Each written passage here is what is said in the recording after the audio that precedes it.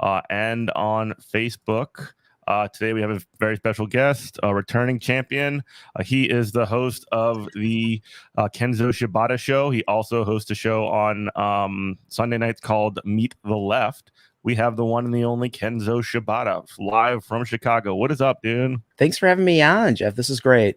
Yeah, what's going on? Yeah, I was just wanted to check in and just sort of see what's going on up there because y'all have been very busy. Specifically, I mean, you're a teacher. I'm a teacher. You know, how's the past sort of year been? Because it's sort of like the way that return to school, especially during this COVID situation, has been extremely different between, you know, y'all's situation up there and ours down here. You want to talk about it a little bit?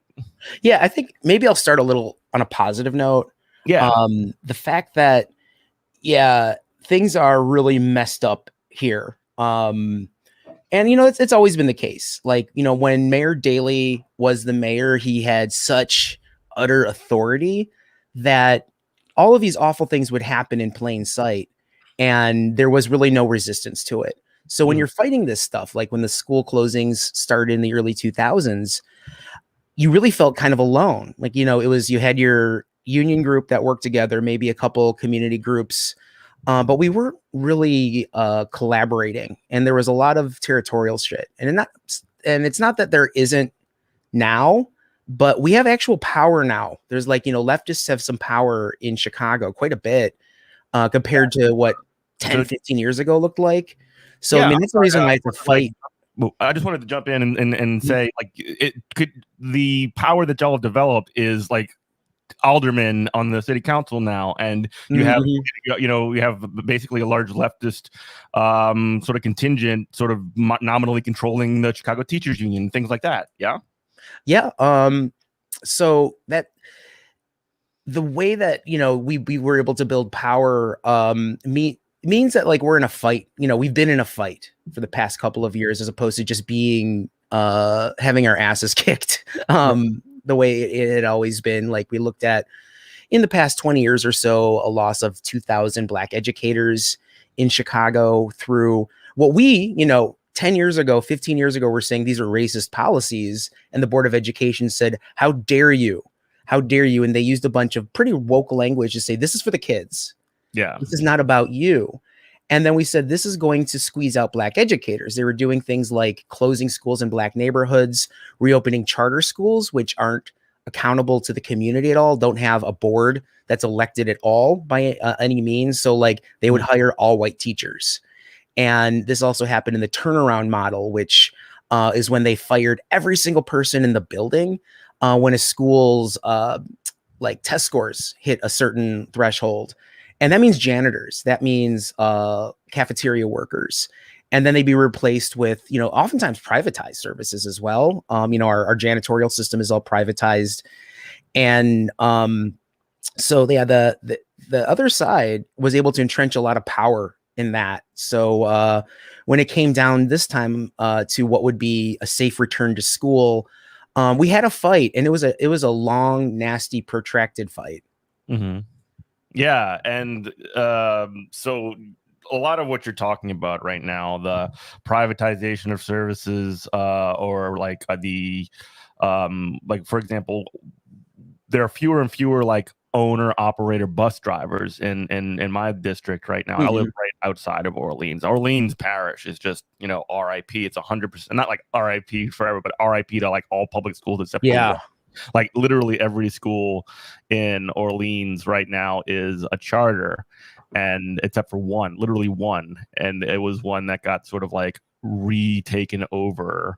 And it was actually one of the three that actually had a declared and a recognized union too, which is very fun. There's 3 schools in Orleans that have unions. One school is doing a drive as well. Which shout out to the Bricolage Educators United. They are good folks out there. But anyway, yeah, shout out and good luck. That's hard work, and it's worth it. We're rebuilding our movement. But yeah, they have these this like a contracting company called like First Student, which of course we have that taken over like most of the bus driving routes now, and that kind of thing, and it's just a general push towards towards privatization and in the schools here as well. I keep telling people in New Orleans, or I've told in Jefferson Parish where I teach, like they've basically finished the job, at least, of making schools charter in Orleans, and they're looking at us, and like we're next on the menu. So like, different fighting position, or we're not like at odds with the folks in Orleans, but there's just been like a lot of not recognizing that, I guess, that threat, I suppose. And like these privatizers are very smart. They know that like what they did, well, I mean, what they did was just a total takeover in Orleans, but what they're going to do to you all, they're going to fine tune. I'm sure they are doing that. They're fine tuning their methods. They're talking to the parents in your community in a way that they wouldn't be talking to the power brokers in Orleans. Yeah. Oh, yeah. Because this is like, I mean, it's viewed, or at least it's definitely like largely controlled, like the school boards and the a lot of the higher level politics by like a lot more like middle class white people, right? As opposed to in Orleans, there's a lot more of a like a black capitalist class that is like heavily in charge. Not like it's not like hegemonic, but it's very, very influential, and it's like a very, very different dynamic in terms of like how capital will deal with those kinds of groups of people that are in control, those kinds of like governing constituencies, I guess you could say. It's interesting in Chicago because we're we had the traditional machine for decades, and that black political class you're talking about, traditionally they were folks like that, like Tony Preckwinkle, for example, who ran for mayor unsuccessfully against Lori Lightfoot. Unfortunately, it was unsuccessful. But Tony Preckwinkle worked her way up through the machine, and she was always kind of in the left wing of the machine. Not to say she was always great. She did support a lot of bad people, was connected to Ed Burke, the most corrupt person in Chicago. But when the machine distinction right there, yeah, that guy should have like a medal for being the most corrupt person in Chicago. That's incredible. Well, we're talking about, he's indicted currently for shaking down a Burger King that wanted to expand a parking lot in his ward. Weirdly enough, this was the same Burger King parking lot where Laquan McDonald was murdered. Oh, wow. Okay. Yeah, that's how weird it's a big, small city. Yeah. And like Ed Burke has, he's an alderman. There's 50 of them in this, not huge city. And he has a $16 million war chest. Oh, I feel like he'll spend a few pennies here and there to knock off a progressive challenger, but he's never really had to dip into it. So but it's just what I was saying about the black political class, though, was what happened was you had a lot of black and brown leaders that worked their way up through there, and with them the machine kind of disintegrated.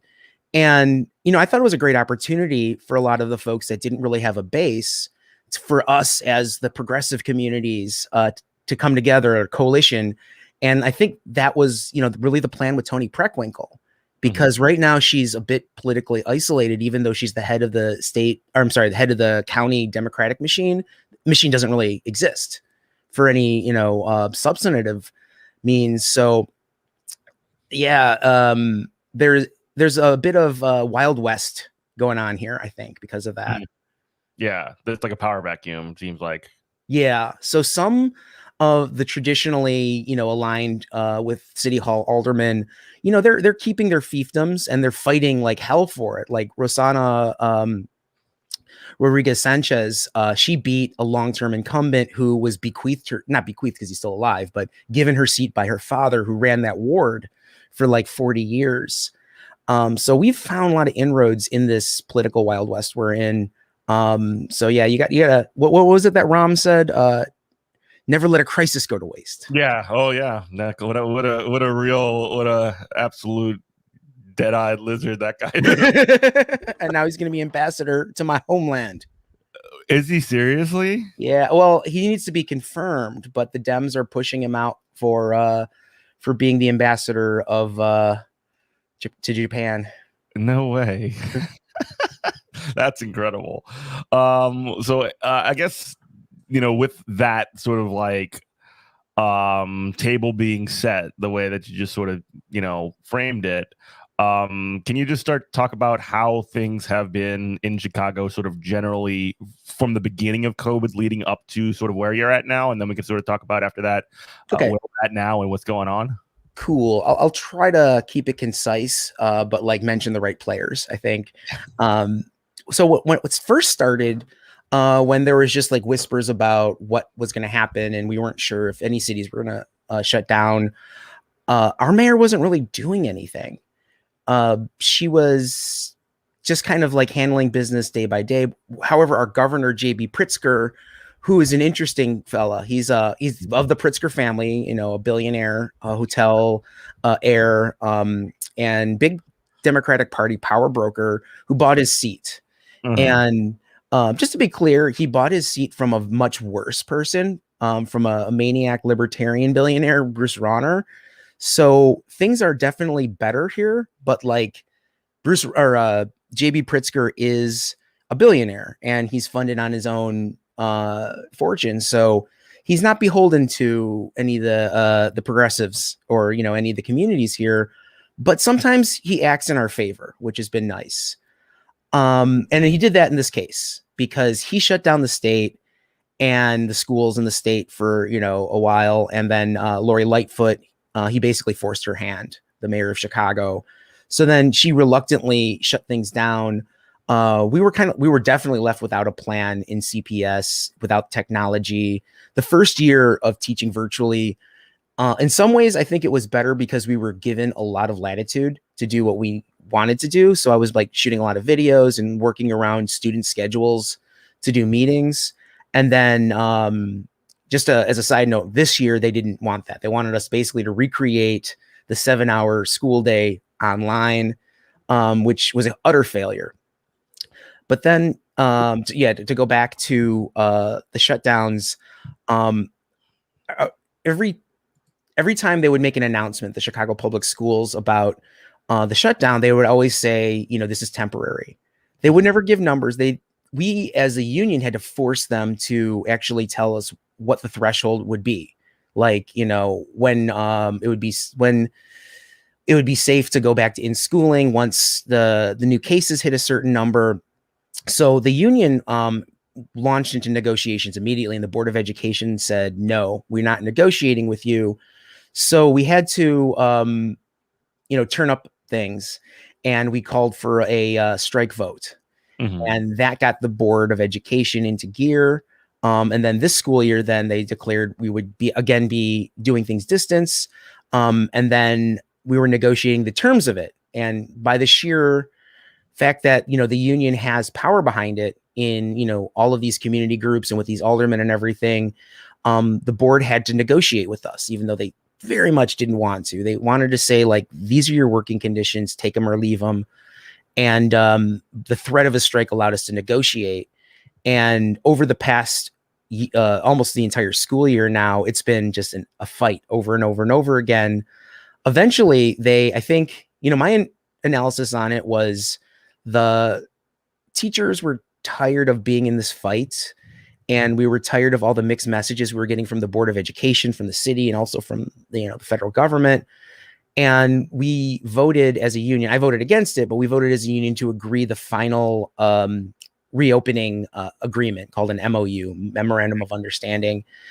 And that brought us back to work. And ever since then, it's been a shit show. Like, every school that opened early had at least one case of COVID. The numbers keep going. I'm in a high school now, so the kids are starting to get vaccinated, but there's still no kid vaccine. So, like, my kid is probably not going to go back to in person until, you know, we can get him vaccinated. So y'all had the option to, like, have a remote situation, especially for your kids, not necessarily teachers themselves. You would have to, like, because what happened here is that you would have to sort of like have medical documentation if you're a teacher to qualify for that Yes. kind of thing. And I have my own whole story that I probably already told you about it with that. But were parents, I guess, of children allowed to say, I'm going to keep my kid at home and, you know, have them work on the computer? Yes. That was a part of the picture. Yeah. And so now we're in what's called hybrid. Yeah. So, you know, for example, like my wife is immunocompromised, and, you know, just to show you the extent of, you know, how you can get a medical accommodation, I checked off like every box. Like, I'm not the sole, but I'm the head caretaker for a child. My wife has stage 4 cancer. She's in chemo. So like I'm taking care of her. I'm taking care of the house. So like going back to in-person schooling right now is just wasn't an option for me. I was fully prepared to take an unpaid leave of absence. I've been saving up for it all year because the first time I applied, I got denied. I honestly think that all the noise I've been making on social media and then that, getting quoted in the New York Times moved the needle a bit because, that's the one thing they care about is bad press. They don't actually care about my family. I want that to be the bottom line because if they cared about people's families, they would have acknowledged 2,000 more of these accommodation requests. But this is it's just a ridiculous waste of money and everything. So they have to have a substitute in my classroom because obviously you can't have the teens running the show. Right. And I have a great sub. And we try our best to make it work. And then you have 3 kids at most. Most days, well, I'll have like 0 kids show up in person. Even the kids that signed up for in person will log in online most days in my classes. And so I'm basically a big head on a screen that the substitute has to figure out, jerry rig with the lousy equipment that I have. And then I'm also talking to students via Google Classroom. And one of the things we did, which is hilariously redundant, was like we just let the kids have Chromebooks in the classroom too, because it's easier for them to follow along with me on Google Classroom. So they're in the classroom together, but like engaging the same way they would at home. Yeah. It's literally a shit show. Yeah. And the first few days were just, because it was, the administrators that put it all together at central office, they have this way of giving us a few resources and saying, make it work. And that's exactly what happened. In normal every school year is like that. In normal circumstances, we've learned to adapt. But when COVID is a factor, that shit show's dangerous. Yeah. And, a lot of parents realize that. And a lot of parents who did send their kids to in person pulled them out ever since. Because once you see the rubber hit the road, they opened schools when we weren't ready. Yeah. And sort of the general way things go is it is kind of what always happens, right? We have a crisis in our society and we just expect, our teachers and our essentially teachers and like school workers to say, okay, y'all solve it. We're going to try and get everything else to go back to normal. We're trying to essentially expand the responsibilities that you have. Which it puts people at the breaking point. It makes education a lot more difficult. It makes, I haven't been in the classroom this year, but partially for the reasons that of the health, I wasn't guaranteed any granted any of that the kind of accommodations that you got. Thank God that you did, but like. The way that teachers have been asked to teach kids both like in the classroom and who might be at home or whatever somewhere outside the classroom through a computer is just like, are you serious right now? Like, are you serious that this is what the solution to this problem is? Because that doesn't seem like, why are you doing both? Why not just do one? And one of the things we also asked for in these negotiations were, why don't we just adapt the school day to the new reality? Like the kids don't need to be in school for 7 hours. They don't need to be behind a screen. And the board was like, nope. And, they're just maintaining that they want things to go back to normal as quickly as possible. Yeah. And kind of manufacture consent around that. So as we'd all feel like it's time, and it's obviously not. Yeah, and I also remember this. I might have mentioned this to you before the last time I was on your program. But we also had a situation about like I did testimony at the state legislature last year when they were like presenting all of the it was in a committee, in the education committee, state Senate education committee. And the superintendent, who was the former superintendent of my school district, and he knows me by name, which is very funny. He started like presenting his, safety protocol that the Department of Education had just developed with with the Department of Health and all these other stuff, and we just are looking at all of the stuff that they're saying that, okay, teachers have to do this, these are the requirements, these are like thresholds by which we might close a single school. And this is August of 2020. This is like height of COVID, and we're like, they're basically putting in these restrictions, not restrictions, but these rules with zero money. By the way, there was no money put towards funding like all of this stuff, and essentially like, I go in there and I'm saying like, okay, you're asking me to do this, you're asking me to do that, you're telling me, I teach special education, how am I supposed to get my kids that if I have a kid with autism that's having a specific issue, this, that, or the other thing, and I'm just like laying it out for the committee, and they're like, okay, fine, pass her out of the committee, they don't give a shit. And it ended up becoming like one of those situations where liability for the schools in the school district, not even like, it was just waived. If you're following these rules, you essentially are you're protected. That was a hilarious thing to hear, is that schools, for some reason, there's a magic like aura over schools where like they don't have to follow the same rules as other public buildings. Yeah.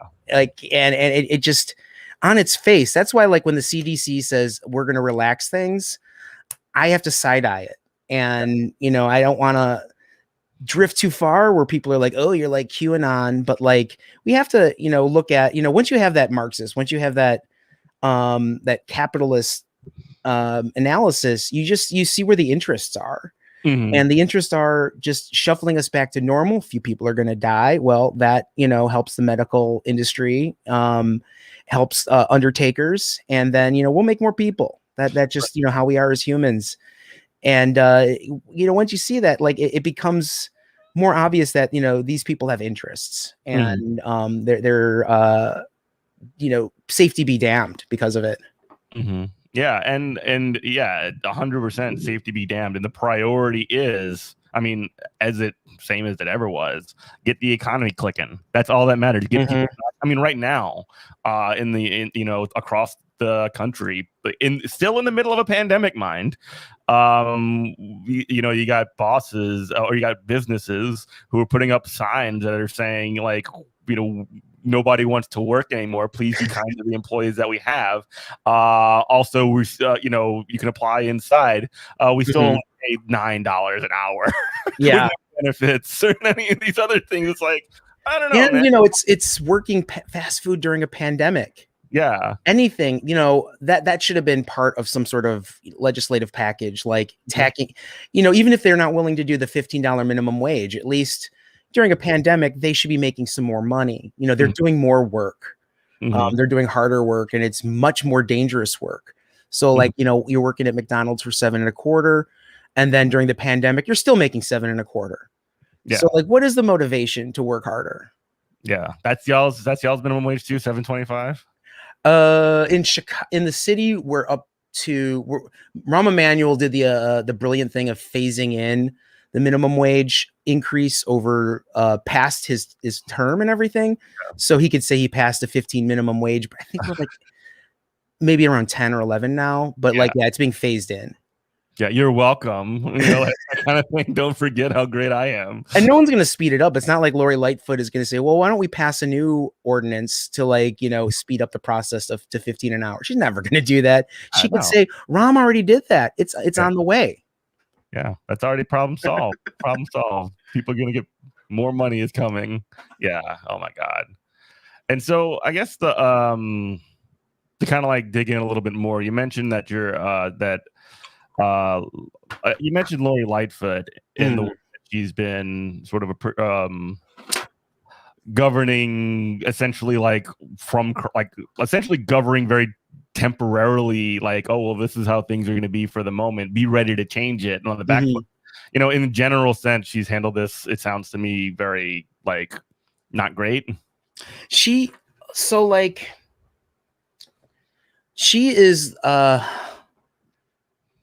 really relies on the whole kind of PMC thing, like the idea that people under her want to have her level of status at one point, and then their underlings should be doing the same thing, trickling down to teachers. Like, and that's like part of the charter school model, is that like there are career ladders in there where they give you like a fake title, and she's really good at that. Lead employee type thing. Exactly. Charter schools, like, you know, you could be 23 years old, just out of college, and now you're the head of culture and development of the school because you played nicely and you showed the boss that you're really scared of her. Yeah. And Lori Lightfoot as mayor right now, when there is a resistance, she's just not prepared for it. And she takes it, I don't want to like get into her psychology, but the way she reacts very much like a boss that was just told to go fuck yourself. Like, she doesn't know how to handle it. And like, she's been like interviewed about it. I'm sorry? She's like mad about it because like the peasants are, throwing rocks at her or whatever. It's like, yeah, it's like a meritocracy mindset where she's like, I've, got the JD. I was a partner at a big firm. She did everything to attain this level of power, and her subjects won't just accept that. The fact that like she still, even though her campaign kind of won on a fluke, that's to her detriment. The fact that she doesn't have any kind of organization for herself in the neighborhoods means that she's relying on media. And that's why like she actually is really nasty to our local media, to the point where like they're very frustrated. Marianne Ahern is one of the most respected political reporters in this town for decades. And Lori Lightfoot treats her like a friend that had sex with her boyfriend or something, like, or, I don't mean to genderize it, but like a jealous person. Like, why are you doing this to me? Like, she takes it very personally. Like, they had a personal relationship and then she violated. But then she goes to MSNBC. She can go on Meet the Press, CNN, and they'll just carry her message. And she knows how to do that. And she's very good at manipulating that system. So that's where a lot of her power lies. And I think that, it's going to be a big clash in the next election because there's going to be a lot of outside money funneled into her. And hopefully we'll have a good candidate to run against her that's going to come from the power of the people. Yeah. It's big hopeful is doing a lot of work in that sentence. Right. I got you. I appreciate your positive outlook. I noticed some similar things like that with our mayor, and at least, or the Orleans. She's not my mayor. I live, right next door, but she maybe not like as extreme, I don't think, but she definitely does sort of like, she plays the media game in terms of, that's how a lot of what she does cover. And I kind of am starting to like, me and my friend Megan Romer have been starting to like get together, and like we're talking about sort of possibly having a recurring idea of like finding a place and just talking about the mayor of it, because it's actually kind of fascinating. And we're like just finding a way to just like know more about these weirdos, because she's from Lafayette. She's out in like a little further west out here, and like she's been talking about her mayor president during this whole COVID. They have like a combined like parish, which is like a county, and city like government. And this guy who's there, who's the like mayor president, is just like he's like kind of trying to be a Trump, but he's like he's kind of got like the Matt Gaetz vibe about it. Like he's trying to be a tough guy, and I'm not even talking about it in like the creepy stuff way. I'm talking about like he's trying to be like a tough guy, but like he's definitely one of these like highly educated lawyers, but also a huge dumbass kind of people. I don't know. This is just what mayors are, right? It really is. Like, there's always complicated politics. Mayors are good. Every mayor's terrible. Because people are focused on president and in Congress and everything. And in Chicago, I think people are more focused on their aldermen in some cases than the mayor. And I think part of it is just growing up around Daley being mayor. It was just like, that was unquestioned. If you ran against Daley, he would find ways to make your life absolutely miserable. And that would be the end of, that could be the end of your political career. He had perennial candidates that would run against him every 4 years. And like, they actually did a service for him, because they looked like the wacky opposition. And he would always point to them. as being like, well, this is my opposition here. So like other serious candidates, he'd find a way to erase them like that. But we did have Harold Washington. We had a great mayor who unfortunately died in office. And he was elected by the communities through a coalition of a lot of groups that did not get along. Fire on the Prairie is this great book about Harold Washington where it explains how like his coalition were people that actively hated each other, but found ways to kind of work in tandem. And it built power for him and won him an election. Yeah. Or 2 elections, actually. Weird how organizing works like that, right? Yeah, that's I mean, it provides essentially like some hope that things don't have to be horrible the way that they are right now forever, it just, but the sort of like way of looking at it is you got to do something though. You got to do the work about it. Yeah. But yeah, anyway, so as far as sort of like what's on the horizon for you guys, at least, what's it looking like going forward? So we're still negotiating about what the fall is going to look like. When I say we, it's more of a royal we. Like, so I'm on the executive board of CTU, and when we do contract negotiations, I'm on the big bargaining team. We have about 50 members of the bargaining team, including the rank and file and officers. But because the Board of Education knows they are not legally bound by any means, and there's no agreement to work with the big bargaining team through this continuous bargaining, I'm not part of that really. We meet with the executive board, which includes the officers, to strategize, but they're really face to face with our leaders.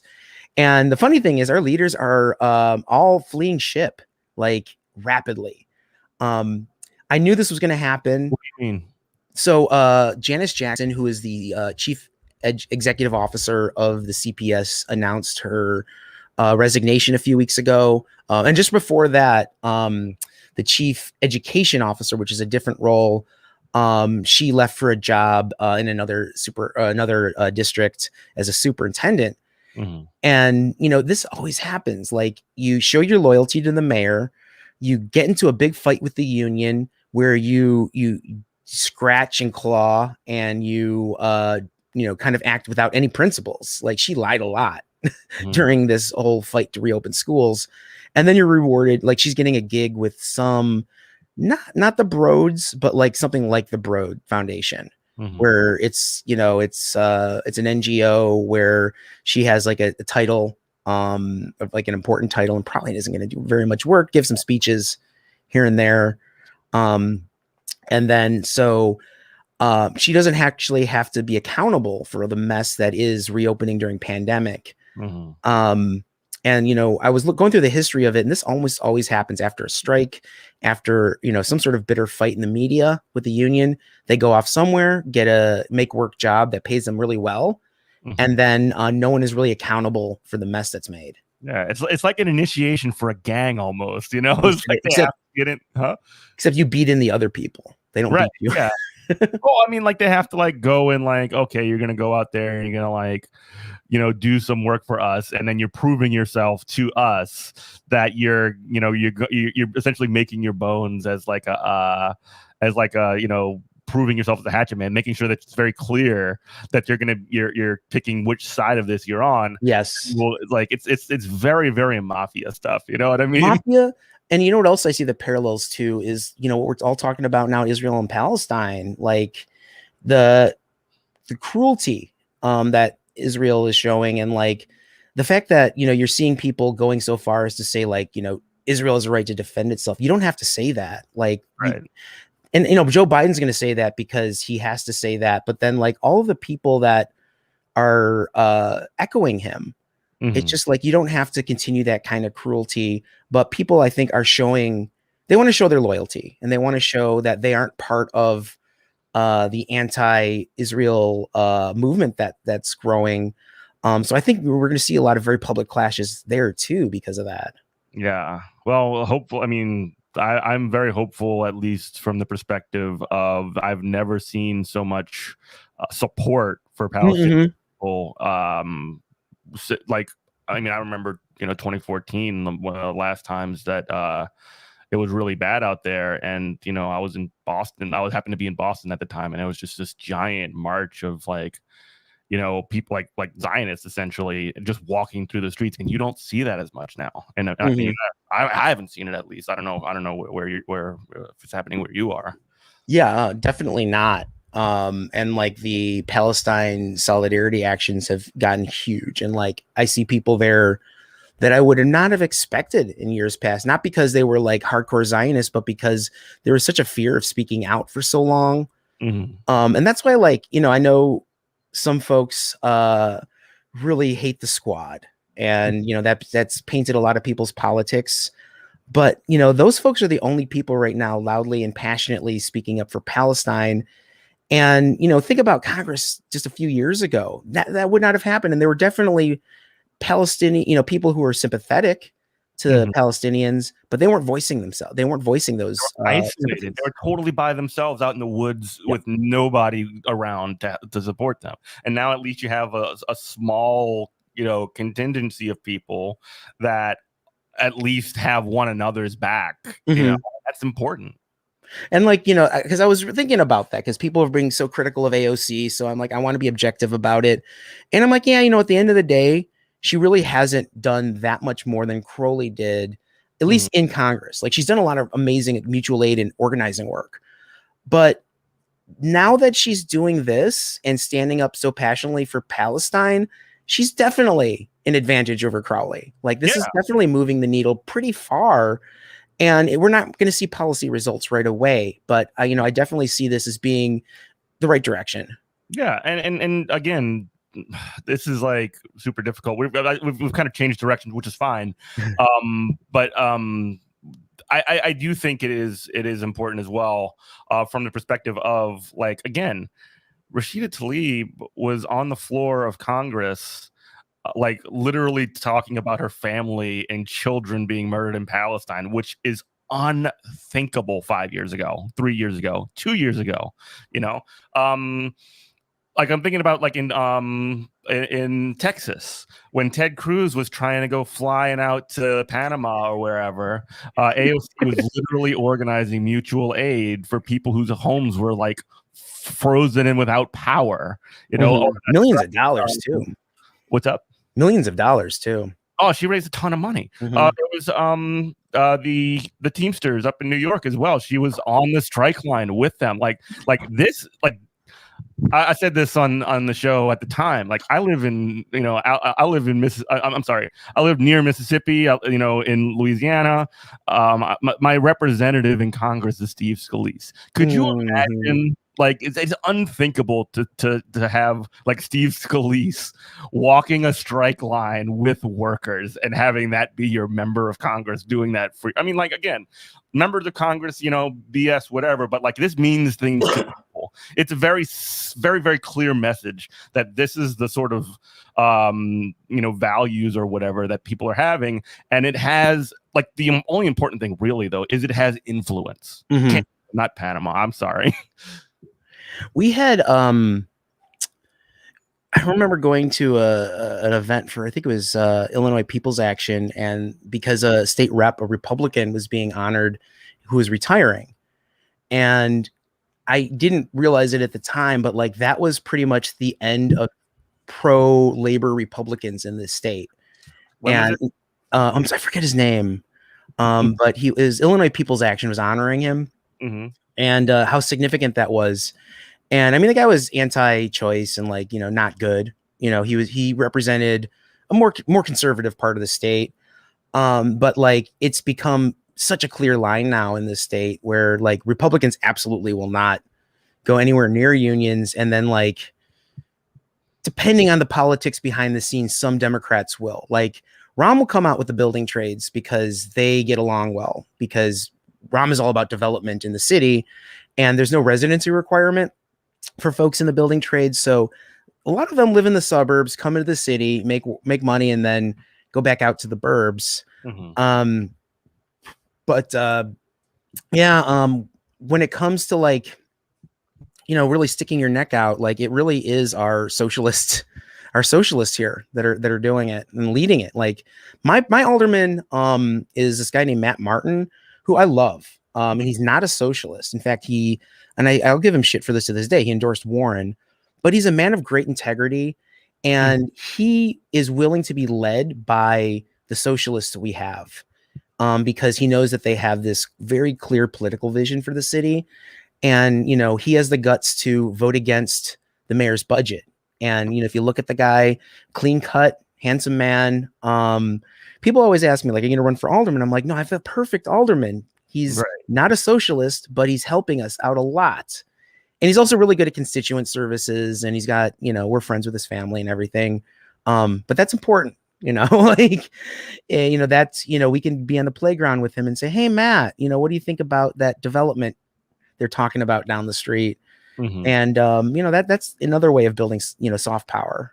Yeah. Just having relationships with people in these positions is important, even if they're not like 100% on page. And like, it you say he's a man of great integrity, and the sort of like, the ability to work with people is like super critical and like super important. I don't know. I'm like,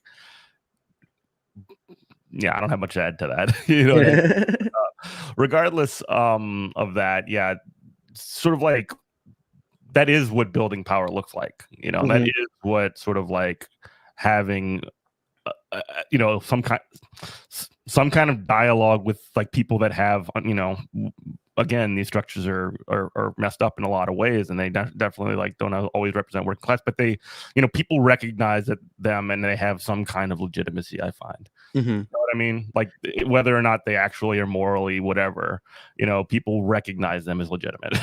Yeah, one thing with my wife is on the local, and she was actually that we first met Matt Martin because she sat on the local school board. We don't have a citywide school board, but the schools elect these local school councils, and they have power over discretionary spending. They hire and fire principals, and they have influence if they're organized. And like my wife is a former union organizer. She organized with Ask Me.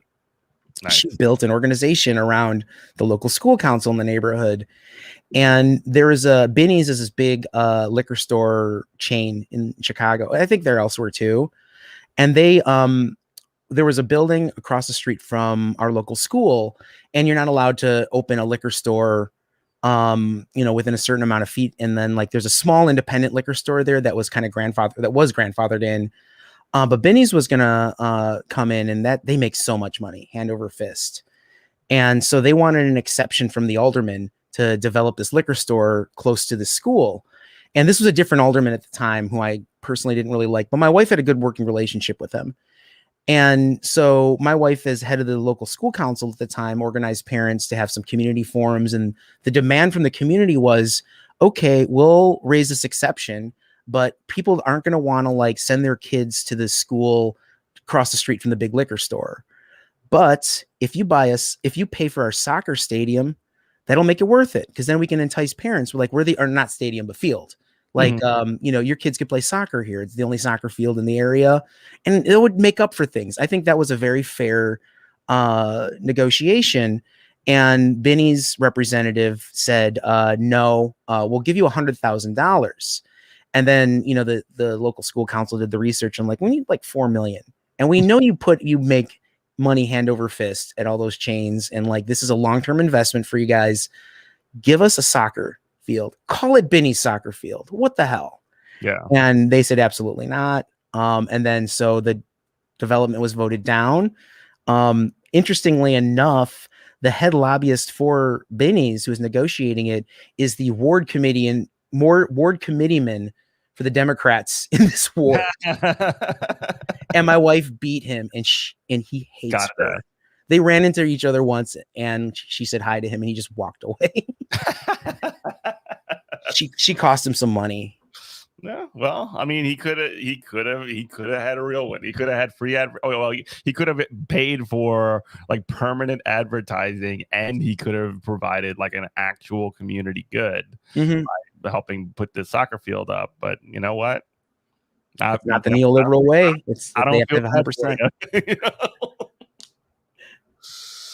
Yeah. So I guess we can sort of like change gears one more time, and I did want to talk about some of the content of what you were talking about over the past couple of days, because I thought it was really fascinating that I was watching your stream and you were watching some old 90s style television shows about things like Bill Maher's old politically incorrect show, Tough Crowd with Colin Quinn, and just sort of like looking at the way. One of the things really that struck me while watching this was that, like, we talk a lot about how right now people are like super edgy, and one of the things that came up was like Adam Carolla, and he was talking like he was like this shit you could say in the 90s on television on like Comedy Central.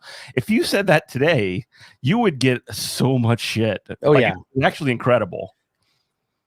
Yeah, well, this was before you can make a little clip of what Adam Carolla said and then share it on Tumblr and on Instagram, and then build anger around it. What was that? He was being like the most sexist I had ever like seen. Like, it was actually like, and I find myself to be like not particularly like sensitive to these things, I guess you could say. I'm not like super like, I'm like, whatever. I'm just like, holy shit, dude. Like, this dude's doing like old tropes. And I guess, yeah, this was like, I think the episode we watched, there were the two women that wrote the book The Rules, which is a book about dating, and then he was on with Jimmy Kimmel when they were doing they were on the Man Show at that time, and it was just a debate about boys versus girls, but these were all like people in their 40s arguing boys versus girls, and it was embarrassing.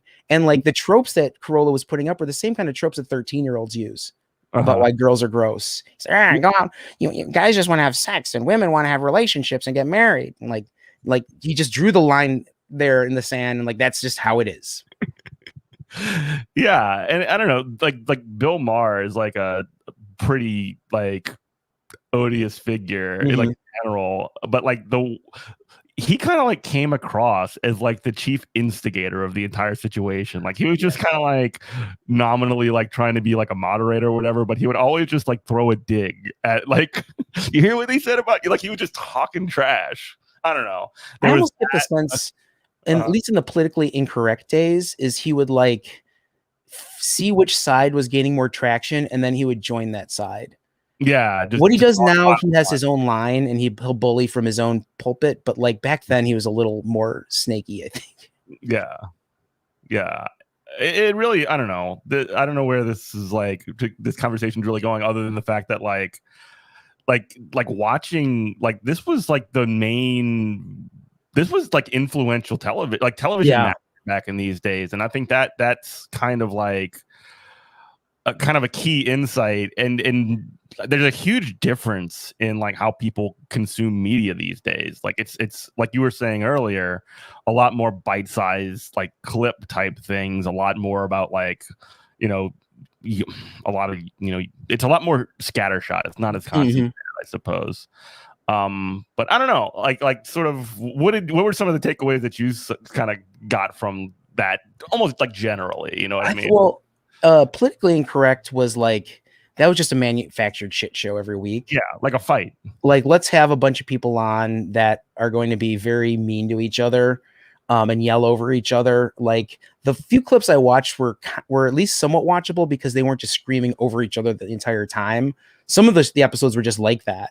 Yeah. But then like, I was also watching Tough Crowd with Colin Quinn, and I just noticed that like the content and like the offensiveness and the jokes weren't that different, but Tough Crowd to me didn't like offend me at all, because it was like, oh, these are all comics. They all know what they're getting into when they go on the show. They all, they could dish it out and they could take it.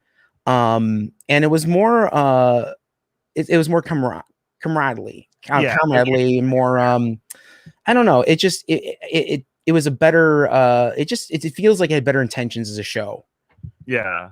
Yeah, I mean, there was this sort of like general sense that they didn't hate one another. Yes. And they were making jokes about other people that, like, they were themselves would laugh at. But and again, like, that sort of that kind of at least sort of feels like that was like the Opie and Anthony kind of group of people. I would say, and like, fast forward that, another, Jesus Christ, like 20 years. But like, I'm just like realizing how long ago all this stuff was. Like that just, I don't know. That kind of stuff just does not jive with the 2020 sensibilities in any meaningful way. And like, yeah, the problem there too is like Anthony Cumia should have never had his own audience. When he's surrounded by people that are better than him, you know, I was never into that show, but like, I understand why people would watch it. I would say like, but when it's just him and like, he can just become more and more racist because he's just, you know, talking for a few hours. It's gross.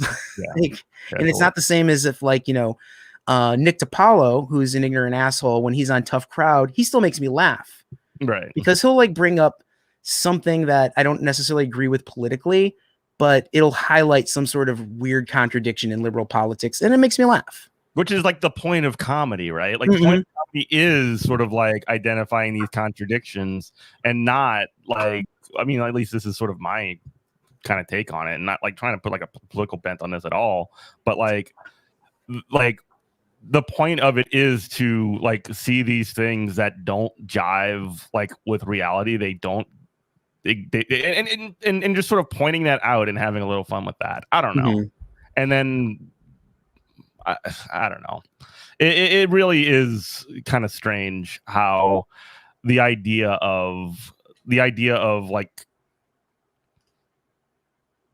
I guess the idea of comedy as having to be offensive or something like that, or like it is like directly correlatable with like how funny it is or something like that. That's really strange to me as well. Some people I think just really get off on the triggering the libs. What was that? Triggering the libs. Triggering the libs, exactly, or triggering anybody. You know, the idea like that's what they're laughing at. They'll say something offensive and then they'll see the reaction, and then that's the humor. But then like, you know, you're the only one laughing at that point. You know, when both sides can laugh, I mean, it makes for a more comfortable viewing. The one episode of Politically Incorrect where, you know, Sarah Silverman does a lot of anti-Asian material. I'm not trying to cancel her for it. She has the right to do whatever. But like, she was on Politically Incorrect with this Asian American activist guy who was not a comic. He was not there to be funny. He was there to like make a political point. And then Sarah Silverman, she opens up with trying to argue that her offensive or her racist jokes, even, you know, they're ironic or whatever, they're actually highlighting the issue of racism. So she's moving the ball forward, which was just absolutely ridiculous. Like if she went on and said, I'm a comedian, I'm here to make people laugh, and then left it at that, I would have so much more respect for her. But then she went on to just like berate the guy with a bunch of Asian jokes, like 12-year-olds in a schoolyard, Asian jokes, which is just bad comedy. And she was just doing that to him, and like he was taking it very seriously. So I felt the whole thing was pretty cringe. Yeah. And you see that, I mean, again, this still kind of comes up, and you know, we had Ben Burgess on this show to talk about this, and he wrote a book about the idea of like it's called Canceling Comedians While the World Burns. You know, he basically like he lays out, at least in part, the case of like this idea that like Joe Rogan or whatever is, and like, look, I've listened to Joe Rogan over the years. I don't so much, you know, these days. But like the fact that he's viewed in any way as like a political authority or anything like that is ridiculous, isn't it? I mean, it's sort of like very, very and I don't want to like, you know, misrepresent his message. There's a lot more in the book and people should check it out. But like there's this idea that we're like taking some kind of like you know, taking comedy as a political analysis, and what it ends up doing is making both worse. You know, it makes bad comedy, and it makes for bad sort of like political analysis. Essentially, it fucks it all up. It obscures more than anything clarifies. Yeah, and that's like why SNL is so bad. I love Ben's book, by the way, too. But like the idea of that clapter is something to attain, and like in the 90s, I would, or not so much in the 90s, but I would say during the Bush years, a lot of good comics they would just do their act, but then like there would be a bit of clapter. Like David Cross would do this because he's using his platform to speak up against the war in Bush. But then like after a while it became like, why don't you do a little clapter bit about this issue too? And not David Cross didn't take the bait on that, but like I think more up and coming comedians might have. So now you have like this awful split where you have ultra woke comedians that just go for clapter, and then you have the guy that was just was introduced by an Asian guy, that clip that's going around, and he just berated him with racial epithets. So either way, there's no joke. Yeah. The ultra woke comedy, there's no jokes, and then ultra offensive edgelord shit, there's no real joke there either. Yeah.